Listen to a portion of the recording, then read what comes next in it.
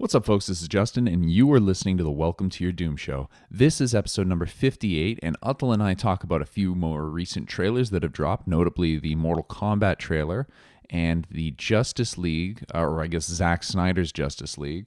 Mortal Kombat's coming out in April 2021, and Justice League, I believe, is coming out a little bit earlier to undo all of the wrongs, well, maybe not all of the wrongs that Joss Whedon did on Justice League, but at least the ones that we saw on screen. Or apparently it is. We'll see how that goes. It's a 4-hour movie. It's crazy. We also talk a little bit about Gina Carano getting let go from The Mandalorian, and Atul is thrilled. So there are no spoilers in this episode, folks. So this episode is for everybody. As always, thank you so much for listening and for the support. Love you guys, and let's keep it going. Ladies and gentlemen. Welcome to your doom.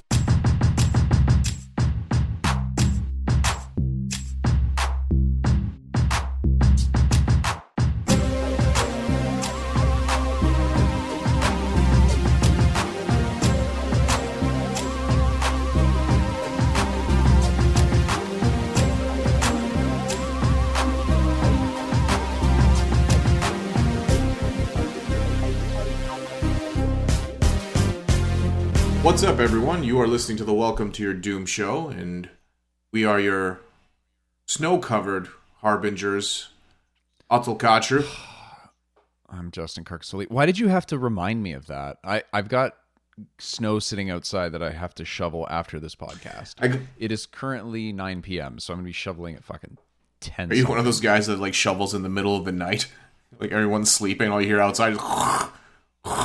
No.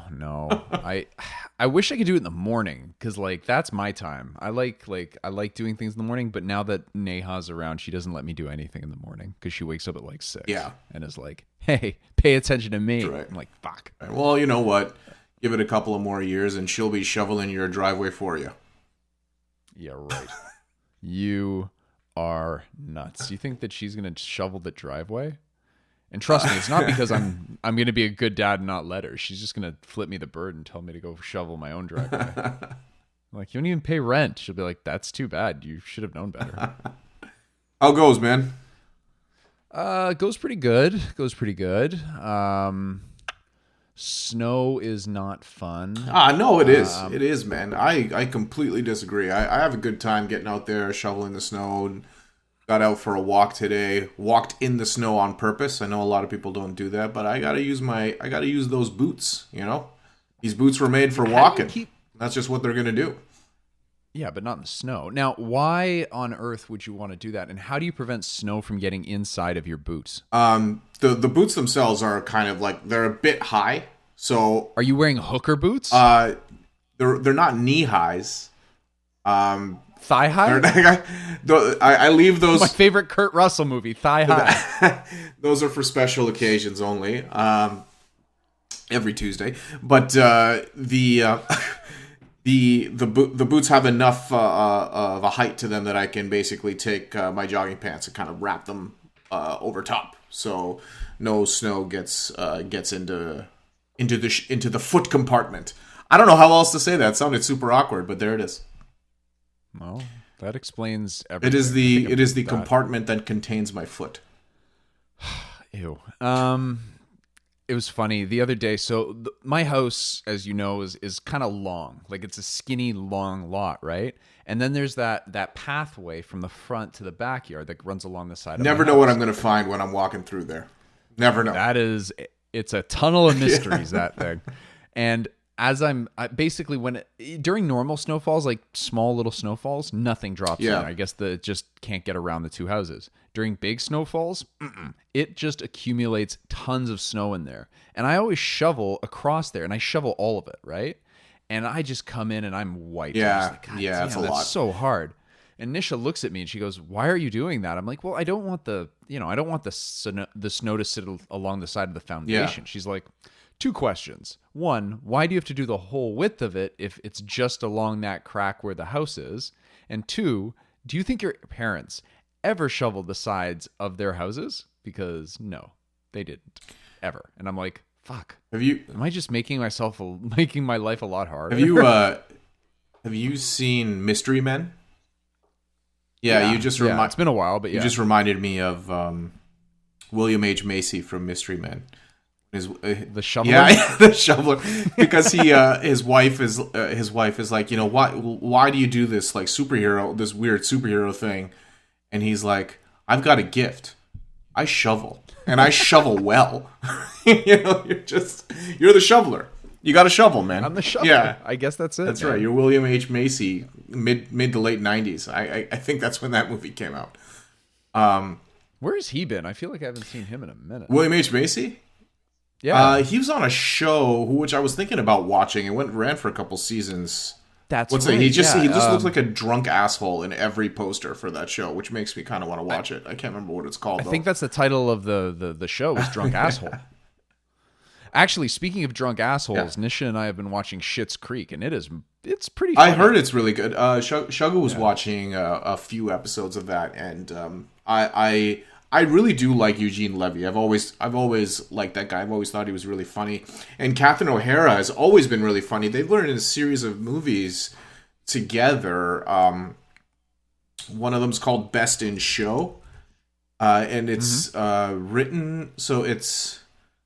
Sorry, give me a second. I'm just looking it up right now, just trying to find it. Oh yeah, Christopher Guest. That's the name of the director. But he made like 3 movies in a row with basically the same cast. And Eugene Levy, Catherine O'Hara. I think these are all people that maybe were working like Second City or something. Like they came up together, so they were doing these movies together, and they're really funny, and they're quirky funny. They're not like slapstick comedy, but they're like this weird quirk to them, and I remember really enjoying them. Waiting for Guffman, Best in Show, A Mighty Wind, and For Your Consideration. I'm not sure if you've seen or heard of any of those movies. No, none of them. Zero. Okay. But yeah, fair enough. I'm not opposed to watching. No, them. yeah. Is Catherine O'Hara Canadian? I believe she is. Yeah. So I think she is Second City. Which ties into one of the things I wanted to chat about, because Canadian actress. Nice. I didn't know that. Yeah, she's great, and she's funny, and everyone really just like knows her from Home Alone, but she's been in a ton of movies, and she's really funny in those movies as well. I recommend them. They're kind of like this really weird dramedy with the quirky dramedies, I guess I would say. She grew up in Toronto, actually. Sick. I didn't know that. Yeah, nice. And she was a cast member on The Second City in Toronto, so that was her starting point. Anyway, listen, let's just drop all the shenanigans. I want to talk about fucking Mortal Kombat, okay? The trailer just debuted today, and I actually lost my shit. Like, I lost it. It was gone. I had to go take a dump before watching this thing, and then after I watched it, I no longer had to take a dump. So I have no idea where it went. It's gone. The shit has been lost, okay? I at the end of that, oh my god, I don't even know where to start. I guess I need to preface this with or preface, as most people say. Before the face. That was actually I just stole your joke from another episode, so I feel really awful about myself right now. It's fine. Yeah. I'm very funny. You can steal my jokes. Go ahead. What were you saying? I've been having kind of a shitty week, and this was the ultimate pick me up. Yeah, I watched the trailer and I was just buzzing after I saw that trailer. It put a smile on my face. I was laughing. I was like, I was loving it. I just loved it. Yeah. I think it looks great. Obviously, there are a couple of things where I'm like, I'm not really sure if some of this stuff's gonna work. But man, like that trailer was cut really well. Showed all the right stuff, and got me really excited. What did you think? I wasn't as jazzed as you were. I was jazzed, but not as much. Mm-hmm. I really like the actor that plays Scorpion. Yeah. Outside of that, I don't know anybody in this cast, and everybody looks kind of like the way they looks great for like a fan film or something like that, or for that YouTube series. But for a feature film, it's missing something from that perspective. Really? Really? I think the costumes for the most part look great. So that's the thing, is they look too good. They look too, what's the best way to put it? Detailed, or like I keep wanting to say video game accurate. Like, it seems like somebody saw the video games like, oh, we got to lift everything from that exactly as it was in the game into the... Like, it just seems too much. Like, it seems like they're really trying. And that's why I look at it and I think this seems more like a fan film than a movie. But that's just one thought that I had out the gate. I was just like, there's something about this that just looks off. It just looks, like I said, it looks fan filmy to me in a way. And the way that the trailer was shot too, it's like showing you all these really cool action beats, but it almost shows too much in a sense that like Goro did not need to be in this trailer. I didn't need to see not Goro. at all. And they showed him, and I'm like, that could have been held out for a big surprise, and that would have been awesome. But instead, they kind of like, I feel like they just gave it all to us. I think that there's a lot of really cool stuff in this trailer, a lot of cool visuals, but I have a strong suspicion when you actually see the film, there's going to be no substance to it, and it's just going to be that, which is probably fine for a Mortal Kombat film. It's just, I don't know. I'm cautiously optimistic on this because it looks cool. Yeah. But it also looks like somebody that doesn't know what they're doing altogether made a Mortal Kombat film. Okay. All right. I mean, it's fair criticism. I think I'm definitely on a high, riding on a high from the trailer. I'm putting a lot in just faith. I'm just hoping this all kind of like works out, because it is in the end it's just a trailer, right? There's really not a lot to be able to tell from that. But there are a couple of things I want to call out. First of all, you mentioned it already. I'm probably going to butcher the pronunciation of this man's name, but Hiroyuki Sanada is the guy who plays Scorpion, and the guy who's playing Sub-Zero is Joe Taslim. So Joe Taslim is actually a guy that was in the original Raid. And it's actually his scenes and his fight sequences that I go back and watch again. Like Iko Uwais and the other guys in there, they're amazing. Like, and their fight sequences are incredible. But this guy, he plays the captain of the team. The captain of the team. It's like they're going to play soccer or something.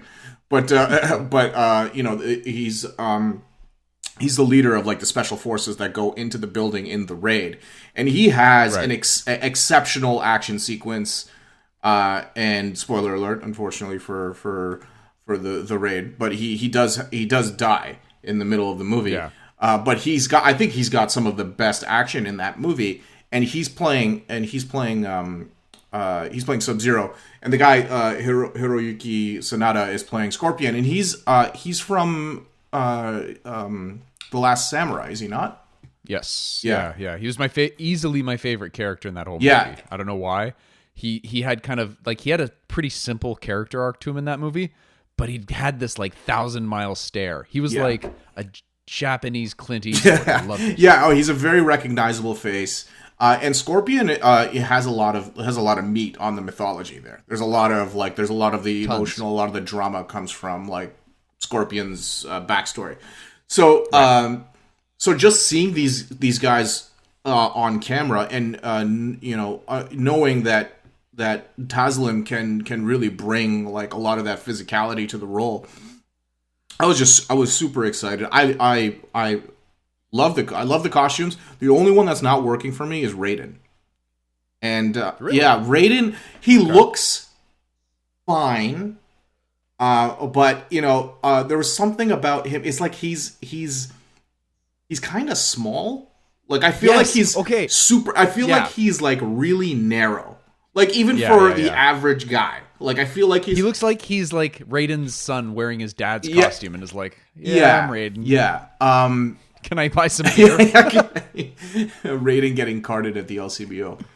But that was the only one that kind of didn't work for me. And the other thing is like Jax and oh boy, what's her Sonya Blade have always been like the least interesting characters for me, just because they're all of the human characters whose costumes are like a tank top or like no top or like shirtless, like Johnny Cage, Sonya Blade, Jax have always been like the least interesting characters to me for that reason, because visually they were never very interesting. I mean, Jax has the robot arms, but like I don't find that super hyper creative. But you look at someone like Melina, looks amazing. I think she looks great in this trailer. Yeah.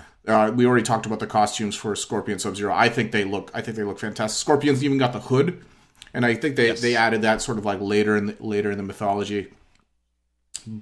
I don't know, man. I'm so concerned because here's the thing. Oh, first of all, Kano, this Josh Lawson guy. Yeah. Again, don't know who he is, but I am on board with him. Yeah.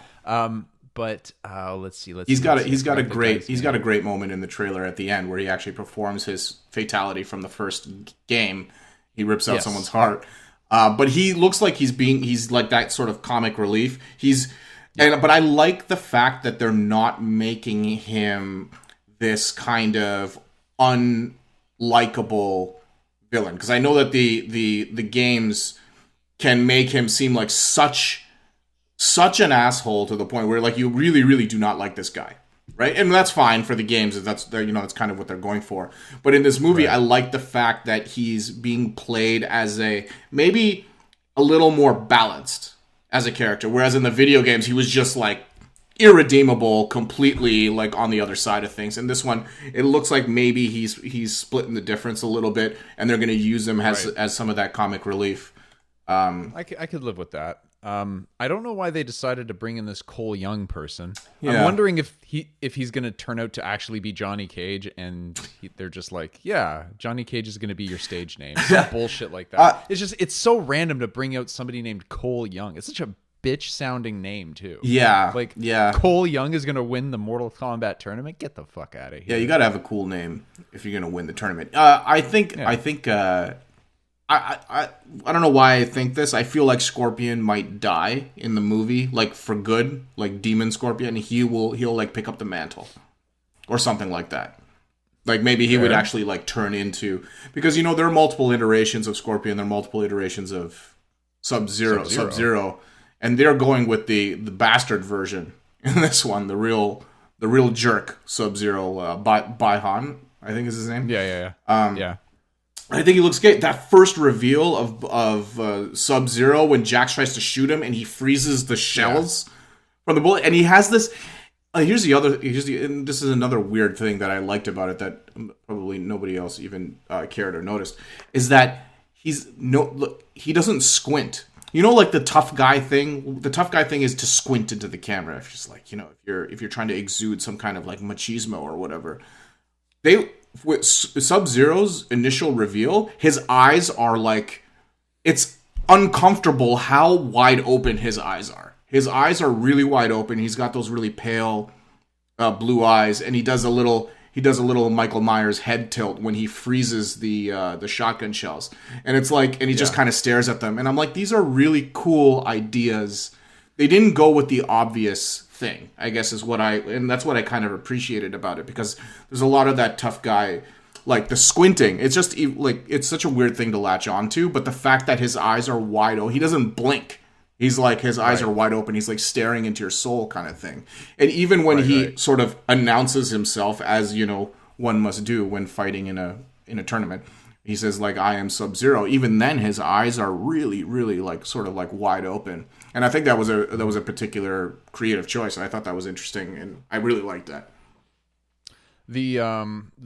So I will say this about the trailer. For me, it started off on a really high note, and then it trailed off as it continued. Because that opening scene with Sub-Zero and Jax was, I definitely audibly, when his arms got ripped off, went, oh shit, and then was super excited, and then it was just like, look at all these people we have, and I was like, I'm a little less interested. Yeah. Then Scorpion, dude. Okay, so that's the other thing that concerns me about this, is just the inconsistency in all of the different like environments that we're seeing people in. How much shit are they going to try and shove down our throats in, let's say, 120 minutes or less? For sure. Like, I don't know. I'm like I said, I'm going to be cautiously optimistic. I will say that it looks cool, but it also kind of looks like either a fan film or a porn parody. The costumes are just too accurate. Porn parody. Dude, those porn parodies. I mean, like, look at like Kung Lao looks video game accurate right down to the crazy hat. That hat looks like it weighs 25 pounds, like on his head. Like They had to put him in traction after every scene. Oh, cool. I totally get it. I get I've just kind of like picked up my my expectations, and I've just like put all my eggs in one basket. I'm all in for it. If it is an hour of 20 minutes of like jumping from location to location, from a fight that is as well choreographed as the 5 seconds of that Scorpion Sub-Zero fight that we get, or the couple of seconds of the Scorpion like flashback sequence. If it's that good, I will stand for character inconsistencies, plot inconsistencies. Hell, the plot could be the same as Mortal Kombat Annihilation, but the problem with Mortal Kombat Annihilation is the effects were bad and the fights weren't any good. Like it wasn't an entertaining movie. So there's nothing that could have saved it. Well, like from this trailer, I can see there's a lot of love put into these effects. Nothing looks. It doesn't look like anything was throwaway. The only thing that I think I noticed, which I rarely like, and I notice it jumps out at me, is CG squibs. They do that a lot now, like with a lot of movies where somebody gets shot or stabbed, they do digital blood. And I think that's just an expense thing because it saves them a ton of time. When you have to do a retake, and consider shooting an action sequence where someone gets shot, and they've set off the squibs, and the director's like, hey, we need to redo that. Get them another shirt, reset all the squibs, and do it again. And it's just like there's cost, there's time, all that kind of stuff. Yeah. And I think that the CGI squibs save them a ton of time.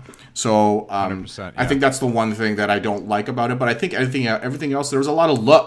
It was love. That's what it was. I feel like and I listened to the director's commentary for the trailer, which is a weird thing to say, but that's what. There's director's commentary for this. Yeah. It was a video on IGN, and it was like just 15 minutes long, where the director sort of talks about some of the shots and talks about their approach to the movie and stuff. And it's like really inspiring because this guy's he's a big fan, and it's clear that he loves the material, right? So yeah, that's the secret ingredient. You can make a movie that doesn't make any sense and is poorly plotted, for example, but if there's a lot of love in there, right, like that goes a long way for me in particular. That's Batman versus Superman for me, basically. Yeah, exactly. That's literally a good example. Like you can throw away all 4.5 hours of that film for just the warehouse scene of Batman doing what Batman should be doing, and I was like, that I'm in for. That's worth the price of admission. And to be honest, I'm glad you mentioned the fight between Sub-Zero and Scorpion, because that was the other upside. I know it's at the end of the trailer, and I said it kind of tails off. Big spike there, and then a big spike in the middle with Scorpion in the flashback. Yeah, but yeah, not brutality. What is it? Fatalities. The slow motion thing that they do, where you can. The X-ray. The X-ray. Yeah. Like they basically did that twice. It was so cool. Yeah, like it was cool to see in live action. But again, I'm just. Let's rein those expectations in a little. That being said, I will still like that. To me is a buy or a rent or whatever for. Yeah, if it's at all possible for me to see that movie in the theater, I'll go to the theater to see that. It looks entertaining. And just as a side note, did you watch the Mortal Kombat animated film from Warner Brothers? Like dude, watch that. I've heard it's good. I've seen pieces of it. Yeah, it's fun. It's a fun movie. Again, it's like it doesn't make a whole lot of sense, but it's just like, again, there's a lot of love put into it, and it's just an entertaining movie. I would say definitely check that out. I'd like to hear what you think about that one. Mm-hmm. Actually, speaking of animated films, this isn't actually on my list, but I just mentioned it. Maybe we could do a whole episode on it down the road. Is Batman? What's it called? Something Dragon. Dragon. Yeah. Yeah, that's kind of like it's like the 70s thing. Yeah, that looks cool too. I have not seen that. Soul of the Dragon, that's what it's called. Yeah, I watched it I want to say last week. It's great. Like, it's got a good kind of vibe to it. It's definitely got that 70s vibe to it. Like in the same kind of vein as like some of the Bruce Lee films that you'd seen where he's kind of the star of the film, as well as like a James Bond. Like, it's kind of got a blend of the two. Interesting. Mark Dacascos is awesome as I would say Bruce Lee type character. Richard Dragon. Mark Dacascos does a voice in this movie? Bro, he's like the main character outside of Batman. Oh my god. Now I need to watch this. It's so funny that Mark Dacascos is now a thing again after John Wick 3. I loved him in Brotherhood of the Wolf so long ago, and I never really saw him in a lot after that. But there was a movie called Crying Freeman, which if you like his stuff, it's an action movie filmed by the same French director as Brotherhood of the Wolf, I believe. It's a fun action movie, some creative action in there. It's an older one, but when he popped up in John Wick 3, I'm like, Mark Dacascos, you bad man. And I actually really like what they did with him in John Wick 3. Like, he was the best character. It was such a 180 on what you would have thought like this antagonist would be. He's a fanboy. Yeah. He's a fanboy of the guy that he's trying to eliminate with extreme prejudice. Yeah, it's great stuff. He was fantastic. Yeah, it's great stuff. So he's a voice in the movie. Is Michael J. White also? I feel like he was. He is Bronze Tiger. These guys need to be in a movie together, like a live action movie together. Michael J. White and Mark Dacascos. I'd watch the shit out of that. I bet you there probably is one. Oh, there probably is. Yeah. I feel like they've been in like a B or C movie together. Yeah. Man, Michael J. White needs to work more in like big name. Like he should have been fucking Jax in this movie. I don't know who this guy is that they got, but goddamn. Yeah. He played Jax in the YouTube series for at the very least the concept. I don't know if he was in the actual series by WB after. I can't remember because I know there was that like you said, that concept video. He was definitely Jax, and Sonya was 7 of 9. Jerry Ryan? Yeah. Is that her name? I believe so, yeah. I don't know. I didn't even know who 7 of 9 was before. I thought you were talking to me about fractions. I was like, shut up. No, she's the 7 of 9's a character from Star Trek. I would have given her 8 out of 9, but that's fine. Voyager? Maybe? Is it Voyager? Oh man, some Star Trek person is. Ajay's gonna kill me if I got that wrong, but I think it's Voyager. I can hear him yelling. Yeah, I think it's Voyager. Hey Ajay. How many films do you think Michael J. White was an actor in? I'm like Shot in the Dark. Just Shot in the Dark. I will give you a hint. He's been acting since 1989. All right. I'm gonna say. This also includes video game voicing. Oh, video game voicing too? Oh, you've changed everything now. And animated show voicing. Okay, so I'm going to say, like, he's got to have, like 200 credits.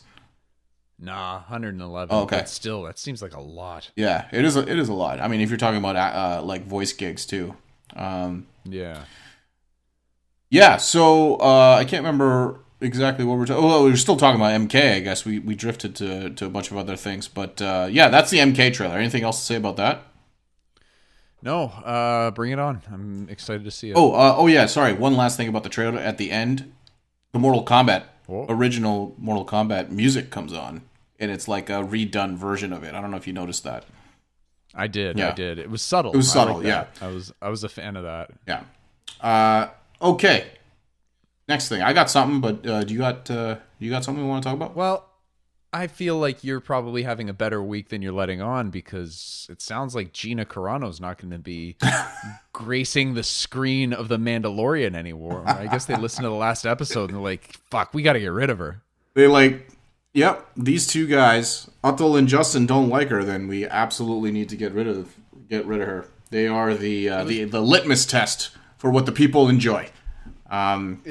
It's funny. I was reflecting on that podcast after, and I was trying to think, like, why do I like her? And it just dawned on me. I'm like, it's not her so much as it's the character. Like, the character of Cara Dune. Like, I liked that character. Just kind of trying to stay out of it, can't stay out of it. It's just, like, in the wrong place at the wrong time, trying to stay to their own. I don't know. I just kind of like that type of that type of character. It's a simple character, but it's kind of fun. Yeah.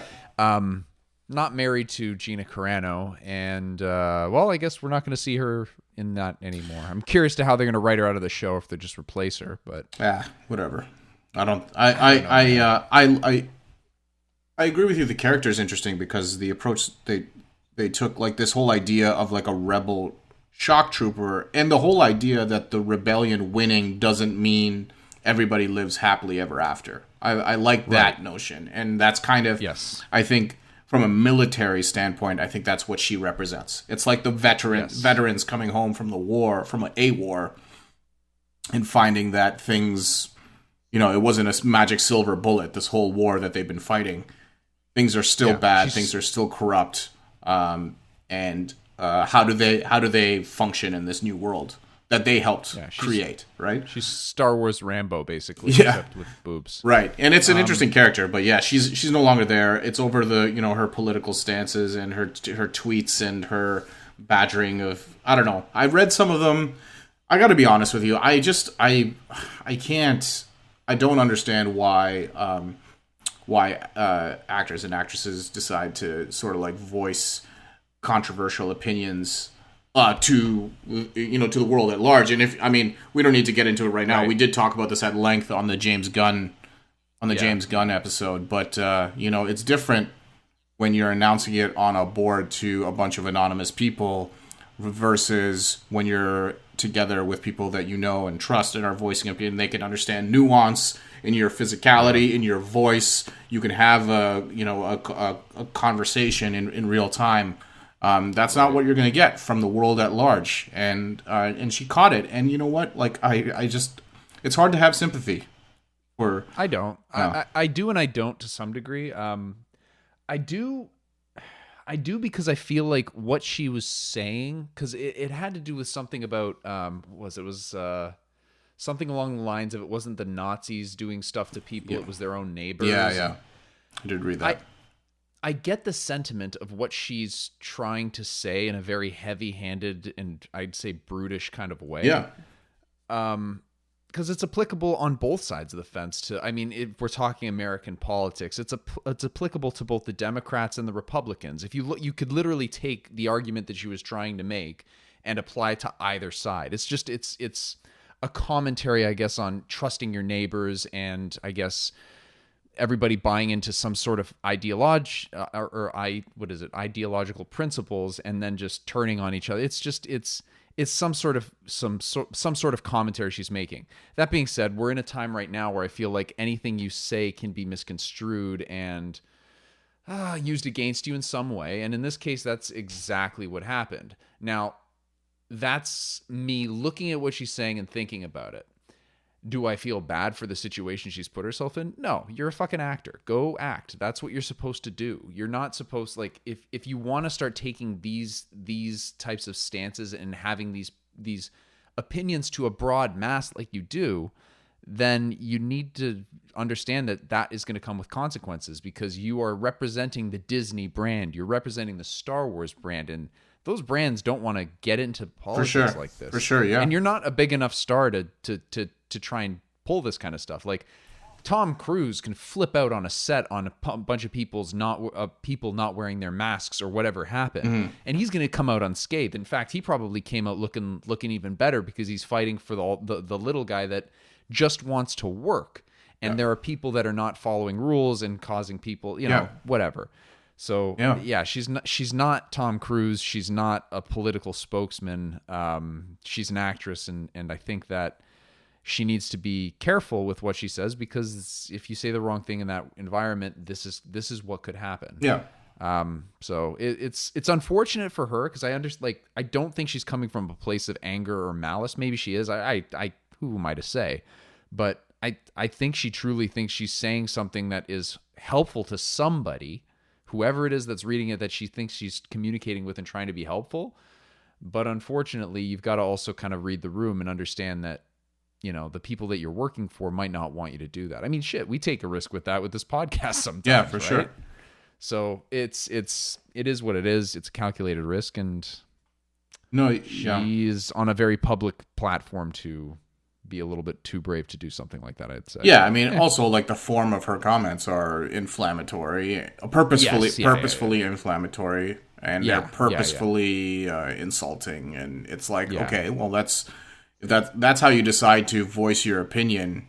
How are you, how can you think that would not blow back on you? It's just purely from a self-preservation standpoint. I think it's just like that's like social Darwinism.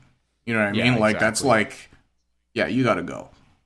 And it's funny. So the tweet I had picked out that I was mentioning earlier was I think the more recent one, which was kind of the crux of this, or maybe just the most recent one, whereby this all kind of started unraveling for her in the Star Wars universe. But there were some before that. There was some like, I don't know if it was anti-mask. I think there was some anti-mask sentiments. There were some other ones which Sure. I don't have as much like. Well, if you think about what she's trying to say, like it's down. Some of them are just downright fucking stupid. Yeah. So Yeah. It's a little hard for me to sympathize with her on most of them, but Yeah. Well, I mean, all in all, it's not like how I would have, liked things to turn out, but ultimately she's not on the show anymore. So I think that's a good thing because I did not like her on that show. So yeah. Well, it is what it is. yeah. I'm not going to be crying too much about it. There was another trailer that dropped a few days ago. I think a few days ago, maybe last weekend, was the latest Snyder Cut for the. Oh, that's right. Yeah, we didn't talk about that. No. The Snyder Cut trailer, which inexplicably is in like 4:3 or something like that ratio. That is infuriating. I don't know why. Well, I know why they do it. It's just that when I see that, it makes me nervous that that's how the movie's going to look. Well, yeah, it can't be. I mean, if that movie's in 4:3, it's like there's no way. Insane. They just make it that way so it's easy to share on Instagram and Twitter and whatever else. At least that's my bet. I can't imagine that they're going to be like, everybody has widescreen TVs these days, right? Yeah. Okay. Cool. 4:3. Well, let's put this on 4:3. That's cool. That's crazy. There's no goddamn way they're doing that. Yeah, there are a couple of interesting moments in that trailer. It is incredibly melodramatic. As Snyder movies tend to be, but there are a couple of interesting moments. Like you see Darkseid, you get a good look at him in this trailer, and I'm a big I ever since I was young and collecting comics, Darkseid used to be one of my favorite characters because I used to love like his. Again, I was a very visual person. We talked about this on the last episode where I was like I just loved Boba Fett. I loved drawing him because of the way he looked. I loved drawing Darkseid because of the way he looked, and I loved his presence he always had. He looks a little too, like, is he like scrawny? Maybe, I don't know what it is. He just looks a little too generic because I feel like he could stand out way more. Yeah, 100%. They took all of the bland, mediocre look of what's his name. Steppenwolf from the original cut, we'll call it theatrical, yeah. The theatrical cut. They took all that boring, bland, crappy look and they applied it to Darkseid, and then they made Steppenwolf look infinitely cooler. Yeah, I'm exaggerating to some degree because there was, when they did the first release of the trailer for the Snyder Cut, they had that, they start on Darkseid, or I guess at that point, whatever, I don't know how to pronounce that UXAS name. Uxas? Is his name Uxas? Uxas or Uxas? Yeah, like when he's a young god or something like that. Yeah. Hello, my name is Uxas. I've come to your planet. I don't know why they named him that. Anyways, that shot where he starts off there and just slams on the ground with whatever his axe, hammer, whatever it is. He looked there was something about it there, and maybe it was just the shock value of like, oh shit, it's Darkseid. Snyder Cut opens on Darkseid. Yeah. Like maybe that's the impact. But yeah, when he's in his throne room, just all pimped out, I'm just like, it looks kind of Granny Goodness. I believe is in the background, and I was more excited about Granny Goodness being there than I was about Darkseid. Yeah, Desaad and Granny Goodness are in the background, and yeah, you're absolutely right. I didn't even notice her in the background until I was reading something else, and somebody pointed out. She was the first one I saw. I'm like, who's that giant lady? Because she has like she's white hair as well, so she's pretty like distinctive, and that's what I mean. Like when you think of, when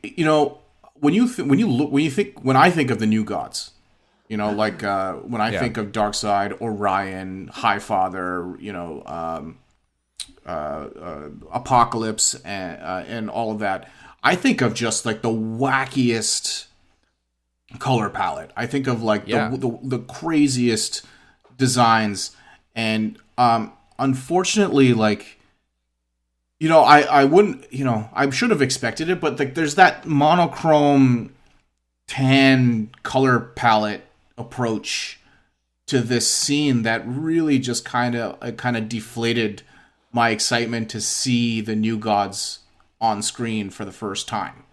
Yeah. And I was just like, like I'm sure it'll look better, in motion for longer periods than like half a second or whatever you see these cuts are all being made, or seconds long. Right. But the shock of white hair from like Granny Goodness, I'm like, that's a creative thing, and they use it, but it's like it's in the background. It's covered in this smear of like gold, brown, orangey yellow thing that Snyder has going on. I don't know. I could just be like, I'm not throwing it all out or anything. Those are just my initial hypercritical, angry fanboy opinion. But I'm sure it'll look better. We need those. That's what this podcast is built on. Yeah. If we just watched every trailer, like, it was all right. Yeah. Short podcast. Every podcast would be 10 seconds long. Yeah. What would you think? It was all right.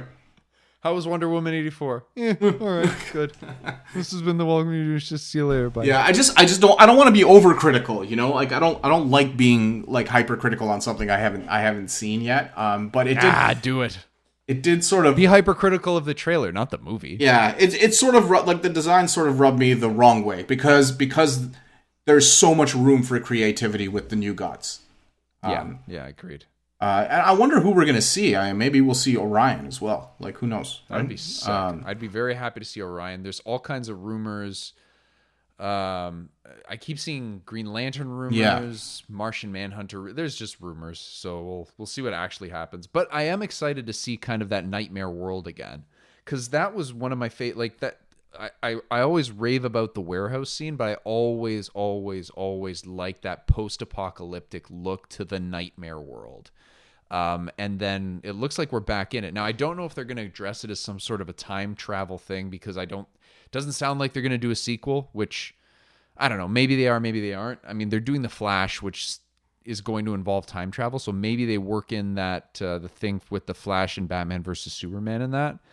But in any case, we're going back to that world and I'm pretty fucking stoked about it. And then they bring back, I don't know if we've ever discussed, Leto's Joker on this podcast, have we? No, we didn't do. Did we do a Suicide Squad review? I don't think so. We did. No.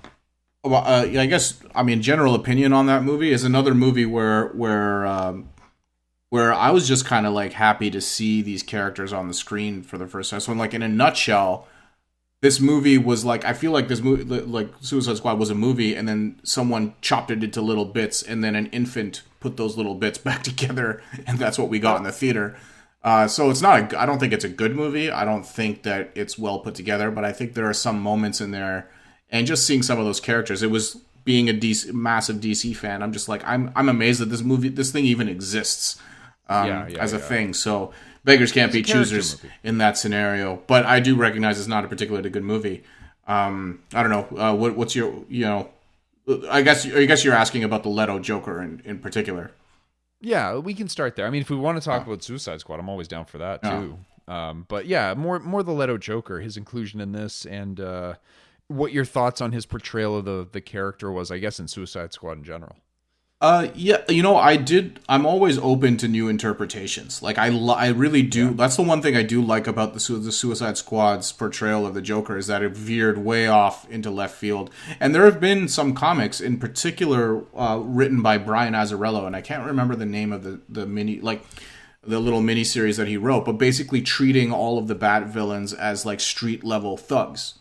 Like, Killer Croc is basically like a doorman, like Muscle, and the Riddler is like a gun runner, and he's got like crazy tattoos, and the Joker is a low level gangster. They're all gangsters, and they're played completely concrete in this series, and it was a fun series to read. So that's the way they went with the Joker here. I think the movie completely was chopped up, and like I said, it was put together in like. I feel like by committee or something like that, and Leto's stuff got cut out from the movie. Do I like the damaged tattoo on his forehead? No, but I do enjoy his flamboyant look. And the weird thing is, I actually kind of dig the grills. Like, I kind of like the fact that he's super flamboyant. He just doesn't have enough to do in the movie. And sorry, just one last thing about this. I think that's why his relationship with Harley Quinn. One of the things I really do like about the movie is that relationship, because it's not treated as an abusive one. Right. Yeah, that's a very good point. I feel like I've read that. Yeah. I've liked that piece because it has been treated as kind of an abusive one, and there's a ton of editorial written on examining the relationship between Joker and Harley Quinn. That's one of the things that makes that interesting, of course, and because the discourse sort of continues over time. But this is one of the few times where it's actually treated as kind of there's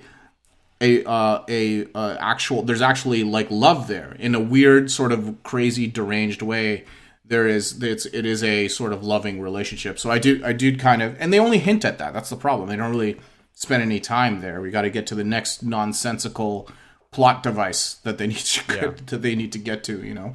I completely agree. I liked everything about the Joker. Leto's Joker is different. That's my favorite thing about the Joker character, is that nobody goes into it and I have not seen the same Joker twice. Everybody's done kind of their own thing. Cesar Romero did his thing. Nicholson came in and did his, like, it's been different across the board, and I love it. Yeah. And Leto's was exactly, I feel like, exactly what it needed to be for the material of that film. Even though we didn't see, it sounds like, half of what he did. Yeah, if not more. And when you don't see the whole picture, it just makes what's up on screen more obnoxious. 100%. That's the problem. It's now it's just he's annoying, and he's just you know. And I think it's kind of like he didn't really get a fair shake. At it, and I'm kind of glad that he's coming back to be able to do something else with it, and continue that story. In what aspect he's going to is, I think it is a dream sequence. So, you know, it's kind of a, you know, who knows how much actual impact he has on the story. It might just be like a dream sequence conversation, and that's it, you know. Yeah, they mentioned that he said in the trailer, he says, "Yeah, I had a dream, maybe a premonition," and it sounds like they're gonna play that whole thing, that whole flashback thing, into the Nightmare universe as that. It doesn't sound like they're going to go into time travel mode, but who knows? We'll see. We'll see if that plays into a bigger thing. I mean, fuck, they got 4 hours to work with. So is it 4 hours? It is. Yeah, dude. Yeah. It was supposed to come out in 4 hour long miniseries. I thought it was interesting. They're like, nah, fuck it. We'll just give it all to you on, you know, March, which to me indicates either they're really confident this is going to be some kind of crazy epic thing because they're not trying to string you along for 4 months, or they're going to give you, I don't know. I can't tell whether that's a confidence move or a no confidence move, you know? Yeah. I think it's a no confidence move. That's my bet, because I wonder if they're going to charge more for a 4 hour movie than they would for your usual subscription, or I don't know what HBO Max is fucking. Oh yeah. I mean, like, all of these streamers are manipulating people now that theaters are not a thing. There's more money to be spent since theaters are not open, right? So they'll try and charge you. But, you know, it looks interesting. My overall stance on this whole Snyder Cut thing is, like, it's not something I particularly wanted, but hell, if I'm not going to watch it, I'm going to watch the shit out of that. Of course I am. Right. Like, it's funny because a lot of people do complain. They're like, "Oh, we don't need this. This is more garbage, more Zack Snyder garbage or whatever." And everyone's going to watch it, dude. Like, let's come to terms with the fact that you in this, like, forum, you know, lambasting this movie, you're gonna be first in line, bud. So, like, it's true. It's true. There's so many people that it's just the internet's the shit. Like, is shit, not the shit. Because it's just a forum for people to bitch and moan and complain about something they don't like. And then as soon as somebody gives them something that they're asking for, even if it's a little haphazard, then all of a sudden they're like, yeah, give us back what we had before. It's like, you hated that. Yeah. We have these comments where you're saying this is shit. And then when we bring it to you because you were asking for it, now you're going to say it's shit too, or it's going to be shit. Like, nobody's ever happy. It drives me nuts. That's interesting you point that out, because I remember there was when Batman Begins and The Dark Knight came out, there was this like weird backlash against the 1989 Tim Burton Batman, like after, and like especially when The Dark Knight came out, because Heath Ledger's Joker was a huge massive success.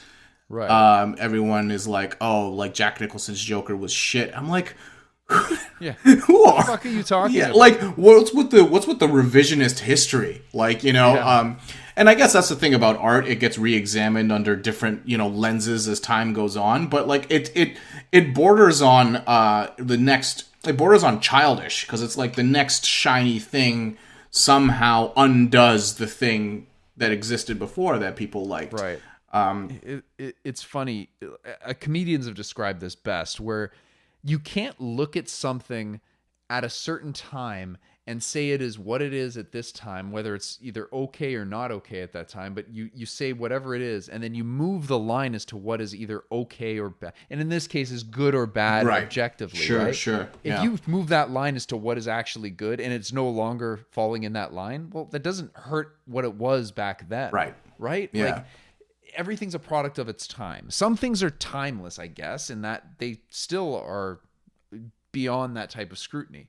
Yeah. But maybe in the future they will be, and then they're no longer timeless. Yeah. Like, it's stupid. Just examine things for what they were and be happy. Like, yeah. I remember reading those things where he was just fat. He wasn't anywhere close to. You weren't saying that back in '89. Yeah. No goddamn way. You weren't saying that up until 2 weeks ago, when all of a sudden you saw some other idiots comment. Yeah. Like, it's nonsense. It's fucking nonsense. Yeah, it is. It's weird. And it is. It's something I noticed when The Dark Knight came out. Is this kind of like, I don't know if you noticed it too, kind of that feeling on the Tim Burton Batman movies, where it was just like, oh, these aren't very good. And I'm like, man, like, you're a fickle bunch. You nerds are a fickle bunch. But you can't please everyone. But we one of my favorite pictures that someone took. They got and I think you've seen this before, but they got the Hot Toys versions of Heath Ledger's Joker and Jack Nicholson's Joker. And for anyone listening, Hot Toys is not an adult store. It's basically a prestige nerd figure store, I guess you could say. They basically make statues and figures for a lot of like genre nerd properties. And they've done a ton of Batman. They've done a ton of Marvel stuff, like Alien, Predator, all that kind of stuff. And they're meticulous. They're extremely expensive, but hyper realistic and very, very accurate. And the scale can be rather large. So someone bought both of these toys, and it's this great. They took this like really, really great image of the toys where Heath Ledger's Joker is sitting in a chair and Jack Nicholson's Joker is standing behind him with his hands on his shoulders, and it looks incredibly lifelike. Like, they took the image and it looks great, and I'm like, we need more of this. This is super fucking cool. Like, and I remember seeing that, but at the same time seeing that weird sort of backtrack on Tim Burton's stuff, and that stood out to me as a thing where someone was like, hey, both of these things can exist together, and you're allowed to like them both, So anyway, just a random tangent there, but I think that's it. That's the Snyder Cut. Yeah. Do you have anything else to say about it? No, I don't think so. No. I've got an interesting thing here that you might like. I was listening to this. Please. To this podcast. It's called My Neighbors Are Dead. And it is I gotta read it off the site because it would be hard to explain just off the cuff. I'm just reading this off the site. My Neighbors Are Dead. Join host Adam Peacock as he talks to the lesser known characters from your favorite horror films. Each week is an all-new, fully improvised journey into the unknown, featuring friends and luminaries from the world of comedy, horror, and beyond. So, basically, the show is an interview from side characters that didn't exist, that are made up side characters from famous horror films. Okay. So, for example, I randomly listened to this episode because I actually thought it was kind of like a film like review thing. I found some recommendation somewhere because I was watching the Scream series. So I recently watched all 4 Scream movies, and I kind of wanted to see if there was any recent podcast reviews on Scream, and I found this and I played it. And Adam Peacock, I guess, is a comedian, and he invites other comedians. So there's other comedian. They'll talk about Scream. They'll talk about the movie. They'll talk about their sort of rise in comedy. And what they're working on, but then they're like, "Hey," then he's like, "Okay, hey, we got to wrap this up because we have a guest joining us," and the guest that joins is this character that they have made up from the movie Scream, and in this case, it's a guy who owns a garage door business. Okay, and I'm listening to this, and I'm like, what am I listening to? Like, this isn't a review for Scream. And it's this guy talking about his struggle in Woodsboro as being like the person to go to for garage doors and garage door openers. Okay? To having this tragedy happen where a girl was killed in one of his garage doors, which is a character from Scream dies and is killed using a garage door opener. And he talked about his sales plummeting. He had to change his slogan because the slogan used to be, "We build garage doors so strong that you can hang off of them." And now now he has to change everything because of the tragedy that occurred. And I was in stitches. It was so funny. And these guys are obviously, this says fully improvised. It's hard to believe that this whole thing was improvised, but they are inviting, and there's another one as another example. I recently watched Tremors again in 4K, the Arrow Video 4K Tremors, and they had an episode for Tremors on there. I'm like, cool, I'll listen to that. Another comedian, the guest that joins them is the mayor of Bixby, which is the town that they're trying to reach in Tremors from Perfection, Nevada, and it is so funny, and sometimes you can hear like Adam Peacock, like the host, laughing, like he almost starts laughing because some of the shit they say is it's just. A lot of it does feel off the cuff and does feel improvised, but they must have some kind of, in my mind, I feel like they must have some kind of plan of the areas they plan to go in their discussion, and then they play off of that. But these are some of them are pretty, they sound to be like prominent comedians, and it's weird because one guy has a Catherine O'Hara story, which we were just talking about Catherine O'Hara. They have Second City stories, like being in Second City and meeting up with Second City alumni, for example.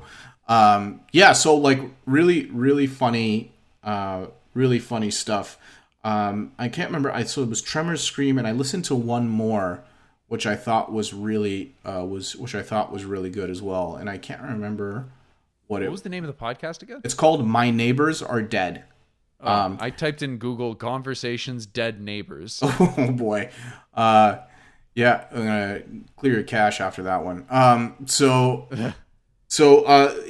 the title's actually it's a funny title too, because it's kind of referencing the fact that all of the actions like the horror action is happening at the neighbor's house.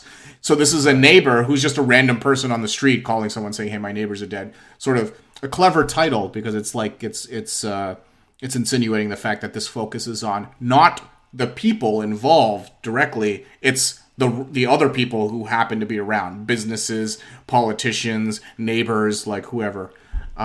So there's some funny stuff there. I've been enjoying episodes here and there, and I thought it's something you might try. I definitely listen to the Scream one because that one had me laughing. That was a good one. That's awesome. Yeah, I just pulled up their website. I'm just I got to take a look at this. Yeah, it's good stuff. I'm trying to remember. Yeah, I'm trying to remember the episode I listened to other than the Scream and. My Neighbors Are Dead. Yeah, I'll give that a. Cool. Yeah, so that's my Neighbors Are Dead. Go check it out if you like comedy, you like horror. You don't have to like horror films to like this. It's not focused on the horror as much as it's focused on the comedy around existing horror. So Right. Dope. What else you got? Anything else? quick thing. Shout Factory, who's this producer of a purveyor of fine Blu-rays and new special features for a lot of genre fare, recently got the license to all the Leica films. I don't know if the Leica movies are stop motion animation movies. Yeah. Coraline, Paranorman, The Box Trolls, Kubo and the Two Strings, and Missing Link. All of them are great. Kubo and Paranorman really do stand out to me because I think they're very, very good movies.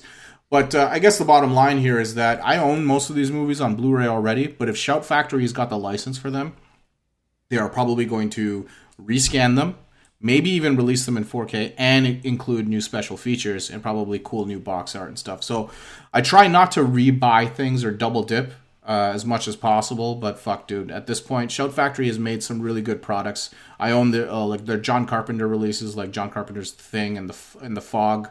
I have the Scream Factory versions of which is basically Scream Factory is just a label on Shout Factory for all of their horror releases, and they do a really great job putting together really great new retrospective documentaries, not the vintage stuff back from when the movie came out, but this is like recent documentaries that they'll put, or recent commentaries done by the filmmakers and talent involved. So really excited about that. That was big news for me. I'm excited, and I will probably rebuy them all, like the chump I am. But I'm still excited. If you haven't seen any Leica movies, do yourself a favor. Definitely check them out. Like I said, I really like Paranorman and Kubo and the Two Strings. I think they're outstanding. But Coraline is the one I feel like a lot of folks have seen. It was their first release. All stop motion animation, beautifully done, painstakingly done. A lot of love put into those movies. Incredibly unique visual style, and one of the few production companies that are doing it that way. That are still carrying on that sort of stop motion animation art form, which is not easy to do, not cheap. So no, dude, it's a lot of work. It's absolutely a lot of work. Definitely, yeah. Huh. That's pretty cool. I've been playing some games. I got back into The Witcher 3, and that's my big like on again, off again game. Like I'll play for a little while, stop, and then pick it up and play again. And especially during the pandemic, I find myself doing things in The Witcher that I'd like to do in real life but can't. Murder. Good. Yeah, murder. Yeah. Stabbing people, decapitations, evisceration, one of my favorites. But also going to bars. Like I'll just go to taverns. Oh my god. Like for no reason. Like there's actually going to taverns in the video game and drinking at the bar. Yeah. Are you drinking in real life? So here's the crazy thing is that before I'm like drinking. You can drink in the game and your whole screen goes like really woozy. It's really funny. I wasn't doing that before. But I like whenever I go to a new like small town or something like that, I'll always look for the tavern because it always has like a fun, unique name or whatever. I think I might have talked about this on the show before, but I'm still doing it. I'm still going to these bars and pretending to like just chill at the bar. Sometimes they have music. If I'm lucky, I'll find a tavern with music in The Witcher 3 where there's a guy, he's playing a mean fiddle, and there's some women, they're doing like they're dancing a little bit, and there's like this show going on this little like wooden stage. A couple of long tables, little candles are lit. It's like really nice ambiance, We'll just sit down and start trying to befriend the fiddler and see if he has like a 3.5 millimeter jack. Yeah, and you brought your cable with you. It's like, it up. Hey man, you taking requests? Can you play Doo-Wop by Lauryn Hill? Thanks. Oh my god, I'm just picturing like you on a Canada Day in The Witcher and just going into the bar and being like, listen, fiddler, I need that fiddle. I need that fiddle. We got to play Life is a Highway by Tommy Cochran right now. It needs to happen right now. Oh my god. So I'm just that's kind of my outlet for my pandemic outlet. But a couple of the other games, I'm playing a game called The Sinking City, which I want to mention briefly. It's basically like a Lovecraftian Sherlock Holmes game. It's kind of cool. Okay. Open world. It's a little janky because it is a budget title game. It's not a full like sort of AAA title, but it does have a lot of detective moments and stuff like that. And unfortunately, there's combat in the game, and the combat's not very good. But dialogue, story, all of that is there, and it's kind of fun to have a game built around Lovecraftian mythology that has this kind of open world detective style thing going for it. It's kind of cool, so I enjoy playing that from time to time. And then the other one I'm playing is called Dead Cells, which I think you would like very much. I don't know if you've heard of Dead Cells before. Have you heard of that? I have not. No, what is that? Dead Cells is a 2D action platformer game, but the way it works is the worlds that the areas that you go into are sort of like I think they're randomly generated because they change all the time.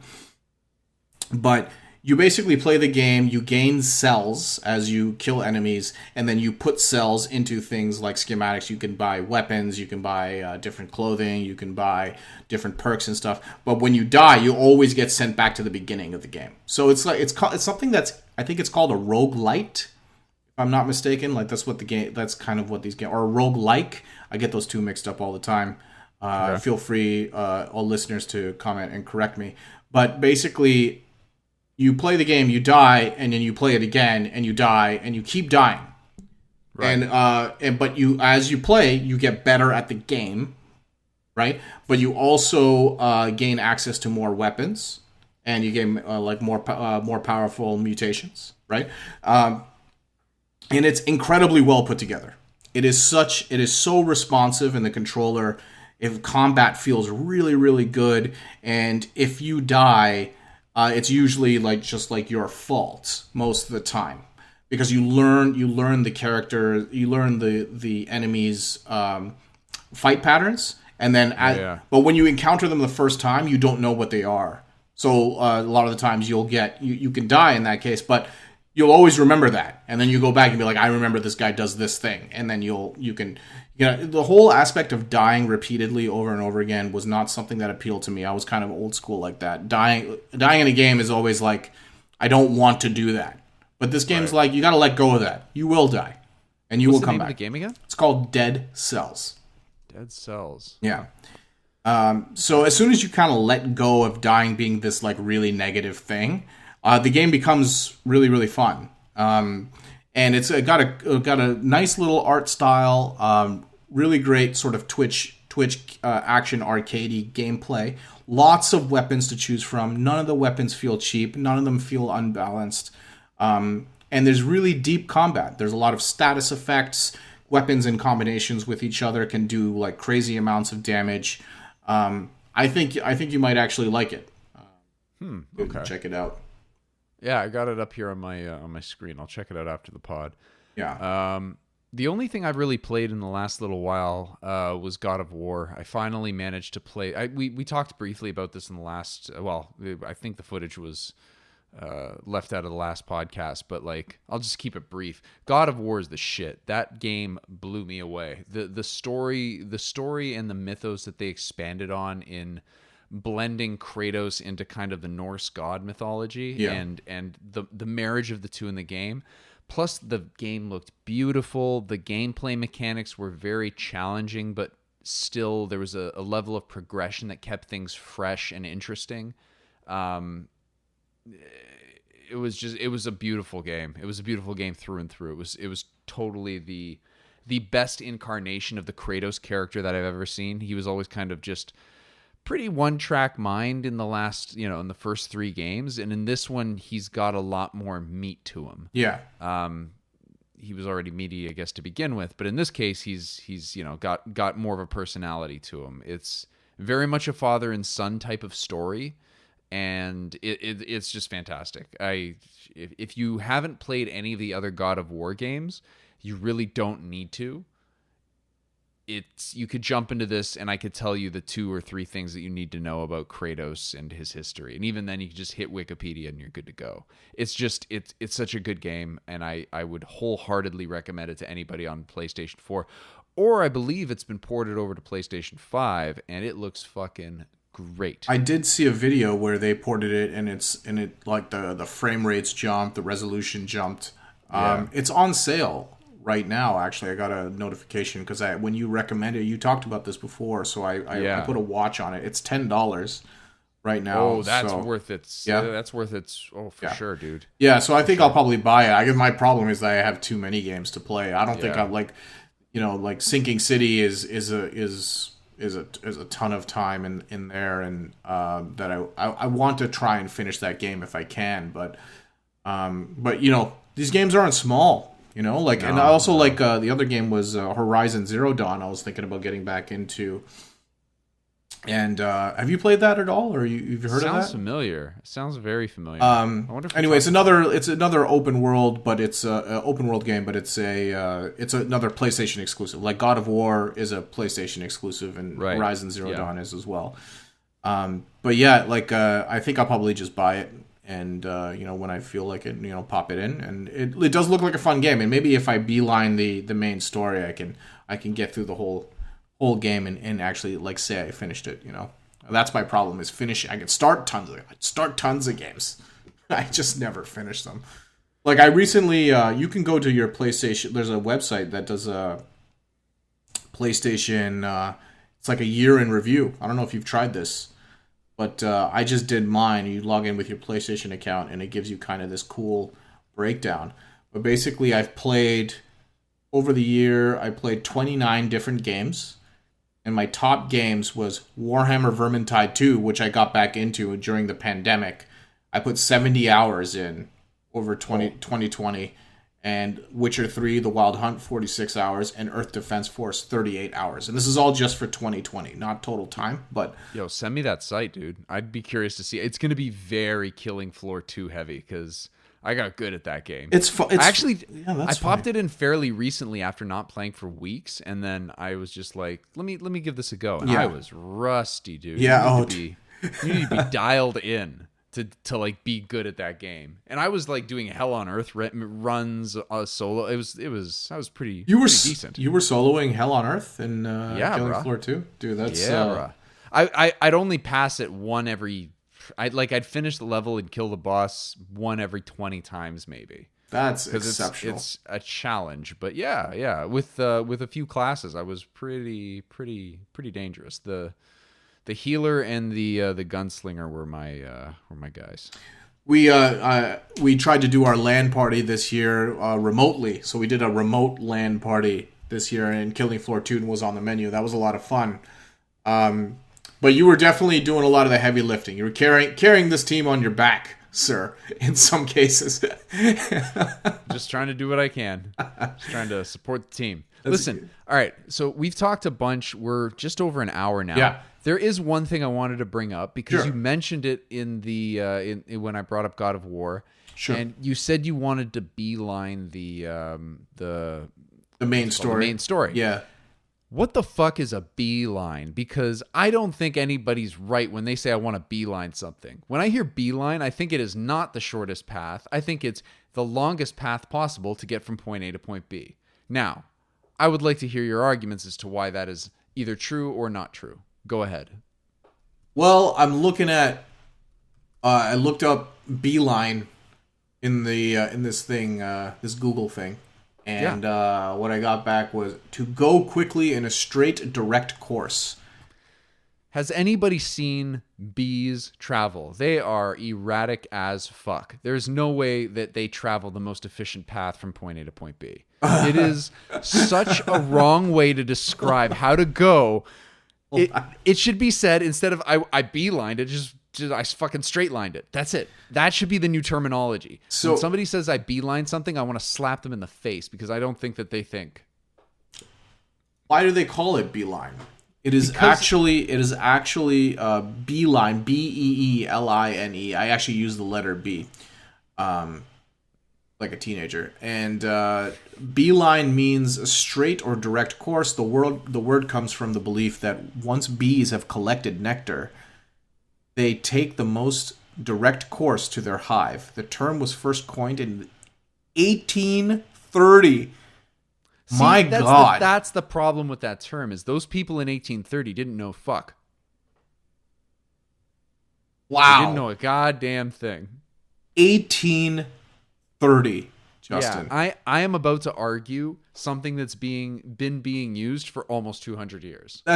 You're outrageous. You're too not outrageous. People need to think about this. This is an important point. If there's one thing that I will die on a hill for, it's this, is that the term beeline should be eradicated from the dictionary or from the lexicon of human beings, and it should just be where I straight-lined it. Even streamlined would be probably a little bit better. But beelined, only if a bee has, I guess, honey and they want to go back home. And even then, I don't think people are keeping tabs on those bees. I feel like they're not. Do you think they're giving more credit than they deserve? In 1830, basically, like somebody would have had to like been monitoring the bees, see when they picked up the nectar, and like followed the bees home, basically, to see that they didn't stop to do anything else. Look, I'm not saying you're right. No, I'm right. I'm saying it. If that makes you feel better. No. I mean, I feel. I think okay. I don't know how I feel. Listen, man, this is nonsense. Beeline existed for a long time. I think you're you know what? Listen, you're raging against the machine for no reason. People used to think that the world was flat, and then they were proved wrong, and then now people think it's flat again. Sometimes you're open to question things, you know? I'm not saying like in the flat earth versus round earth back to flat earth thing, those people are clearly wrong. But I'm going to be a trendsetter, and I'm going to say that the term beeline needs to be well thought out again. Look, if there are scientific studies that come out and they show me that bees are very, very good with being able to go from point A to point B consistently, that's fine. But if it's not always consistent, what beeline am I getting? Am I getting the one where it just is out rambling about, stabs me in the arm and rips out its own guts and stuff because it doesn't know its own limitations? I don't think bees are anything to emulate from. They stray from the course constantly, so much so that they kill themselves because they don't know any better. So I stand by the fact that it should be, I straight lined it. I'm going to straight line this game so I can end it just as fast as I want to, so I can start on another one. Oh my God, I want to end this conversation as fast as we can. Can we straight line to the end of this conversation? You absolutely can straight line it, as long as you don't beeline, because I've been beelining this point of the conversation, let me tell you, sir. Listen. I'm going to end every podcast from now on nonsense. I mean, you fulfilled your goal for this podcast. Excellent. Quick thing. John Carpenter, Volume 3 of Lost Themes is out. Have you listened to that? Not a lick. I'm actually going to put it in my phone right now because otherwise my ass will forget. I got a drive ahead of me tomorrow. Definitely. Check it out. I very much like it, but check it out, and we'll talk on the next one and see if you like it or not. Hell yeah. The second one was a little disappointing. I really liked the first one, though. Yeah, first one was very good. Second one had its moments, and I've come back to it to like it a little bit more. The third one has, I think, is not a complete knockout. It's more of the same, which is great. I think, I just needed new Carpenter tunes. Yeah. John Carpenter. Gift that keeps on giving, that guy. I love that he found a new calling, a new career after he's done making all of those wonderful movies and Ghosts of Mars. Ghosts of Mars. Yeah. Oh, there is nothing redeeming about that film. I can watch John Carpenter's vampires on loop if I really wanted to, but that one I just can't. I can't at all. Ghosts of Mars, it stands out so much in his filmography as being such a bland, awful, like it's a B movie in the worst sense. It's a C movie. It's terrible. It is. It's a B-line movie. It's awful. A B-line. All right. Well, I had other things to talk about. We'll save them for next time. We got time. Yeah. We are out of time. Thank you everybody for listening and putting up with our nonsense, and I apologize on Justin's behalf for just for being. I'm so woke about this, and you're not. Just for being Justin, I apologize. So, Fair enough. thank you, Something everyone. about to. And stay safe out there. Stay healthy. Until next time, this has been Untitled Chapter. This has been Justin Carcassoli. Thank you very much for listening and for your continued support. And I look forward to your support on eliminating Beeline from the human lexicon. Thank you very much, and have a good day. It's the worst. I actually have these thoughts about that. Every time somebody says beeline, I'm like, have you fucking met a bee? Or, I guess, seen one. I don't know how many people are meeting bees. I mean, it's a concern. it is. It's funny that you have those thoughts and you choose, like, this podcast to be like, you know what? All those times I kept those thoughts to myself because I thought someone would think I'm crazy. Let's just put this out onto the internet and to see if other people listening to this think I'm crazy. I'm okay with that. It opens up a conversation. Look, if I can have one person listen to this and they're like, he's got a point. When was the last time I saw a bee go from point A to point B? I didn't even make that joke. You're just the worst.